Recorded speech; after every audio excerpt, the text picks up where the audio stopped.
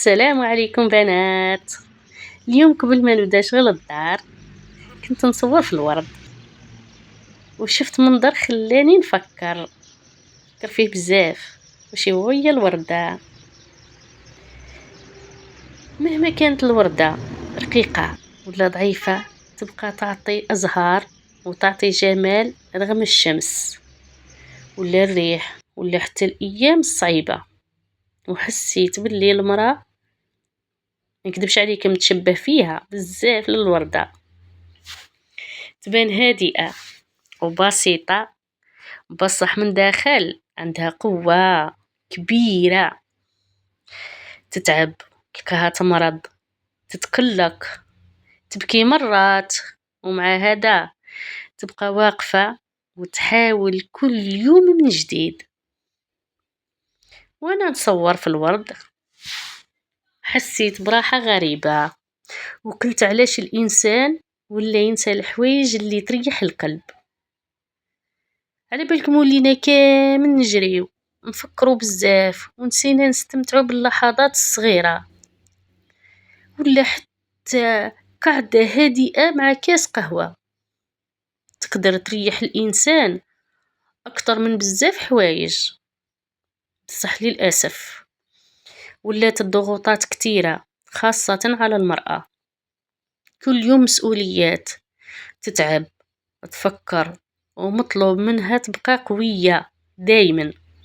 لهذا قلت اليوم نهضر معاكم شوية من القلب للقلب وانا قاعدة نطيب، لاني متأكدة كاينين بزاف نساء وبنات حاسين بالتعب ولكن بصمت وما يلقاوش شكون يسمعهم. انا تاني مرات تجيني ايام والله غير نحس روحي فيها مخنوقة، خاصة كي نشوف الناس كامل يبينوا حياتهم في السوشيال ميديا. بصح الحقيقة كل واحد عنده همومه اللي مخبيهم. وتعلمت تانيتك باللي المقارنة تتعب النفس بزاف. كل إنسان عنده وقته، رزقه، وطريقته الخاصة، لهذا لازم الإنسان يرفق بروحه شوية وما يضغطش على نفسه وما يحتقرش التعب اللي راه يدير كل يوم.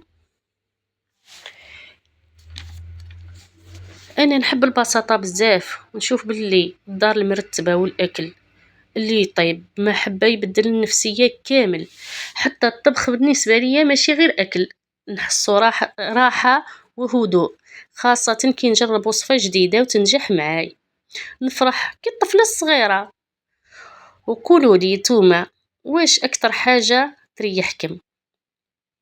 ممكن كاين اللي ترتاح في الخياطة، وكاين اللي ترتاح في الطبخ، وكاين اللي غير تقعد وحدها شوية وتهدأ. وزيد حبيت نقول لكم حاجة مهمة، ما تستصغروش أرواحكم أبدا. حتى ما عندكمش ناس يشجعوكم شجعوا رواحكم.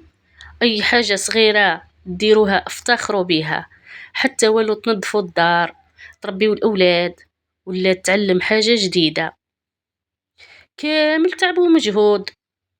أنا تاني مرات نتعب ونفشل في حوايج بزاف، بصح نقول دايما مادام ربي عطاني يوم جديد معناها كاين فرصة جديدة. والإنسان لازم يتعلم كيفاش يفرح بالحاجات البسيطة. شوفوا الأطفال كيف يفرحوا بأي حاجة صغيرة، احنا الكبار ولينا نجريو بزاف ونسينا رواحينا.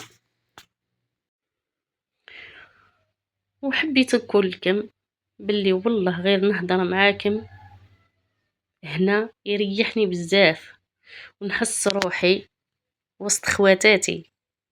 حتى لو غير فيديو بسيط فيه طبخ وهضرة خفيفة، بصح الطاقة اللي تجيني منكم كبيرة بزاف. وإذا وصلتوا لهنا في الفيديو فهذا يعني باللي راكم من الناس اللي يحبوا البساطة والراحة النفسية. وربي يفرح قلوبكم كامل، يبعد عليكم الحزن والتعب. وما تنساوش حاجة مهمة، اهتموا بروحكم شوية، حتى ولو بكلمة بسيطة طيبة لنفوسكم.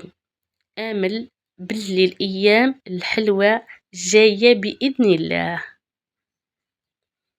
وهنا إذا عجبكم الفيديو وحبيتوا هذا النوع من الفضفاضة مع الطبخ، ما تنساوش ديروا لي جيم لأنه يساعدني بزاف ويوصل الفيديو للناس وبنات أكتر.